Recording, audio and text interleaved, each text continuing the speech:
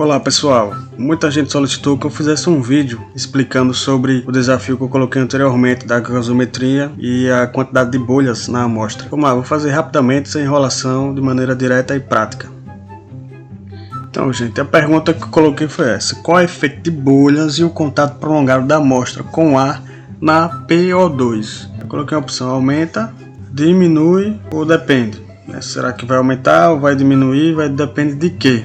Aí vamos ver agora o porquê, o desfecho disso. Aí a gente tem aqui uma amostra, de gasometria arterial que contém bolhas. Dei um zoom aqui, vamos dizer que aqui tudo é sangue, tá bom? E no sangue a gente vai ter as bolhas. Aí essa bolha vai exercer uma influência sobre o PO2 do paciente, que foi essa justamente a pergunta que eu fiz. Já coloquei que pode aumentar ou pode diminuir. E o que vai definir esse desfecho vai ser uma outra pressão, a pressão atmosférica, que como a maioria das cidades são a nível do mar, tem uma grande pressão atmosférica. Logo, a pressão atmosférica vai ser maior que a PO2. Daí a gente vai ter passagem de oxigênio aqui, vai difundir oxigênio para o meio do sangue e pode alterar os valores da PO2 para cima. Pode subir o valor da PO2 ao nível do mar.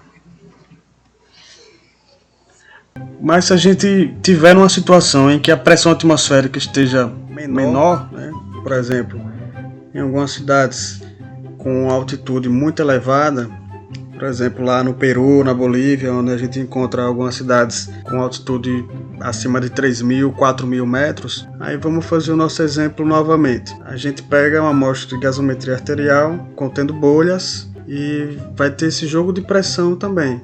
De novo, o PO2 difundido no sangue e a pressão atmosférica. Só que nessas cidades com altitude muito elevada, a gente vai ter uma pressão atmosférica em torno de 250. E se a gente aumentar a FO2 desse paciente, jogar para 100%, por exemplo, ele pode chegar numa PO2 até de 300. Daí essa bolha neste paciente vai reduzir os valores de PO2.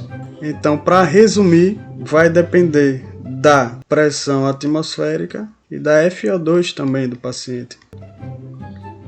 Então, gente, para finalizar, como a gente sabe, a maioria das cidades são a nível do mar. Ao nível do mar, a presença de bolha na amostra vai causar uma elevação da PO2. Portanto, ao nível do mar, ocorrerá uma elevação da PO2. E só para fixar, se encontrar bolhas na amostra de gasometria, tenta ao máximo eliminá-las e tenta, se possível, evitar o contato com o ar para que não tenha essas análises errôneas dos gases. E outra coisa importante que eu deixei por último, não danificar o aparelho.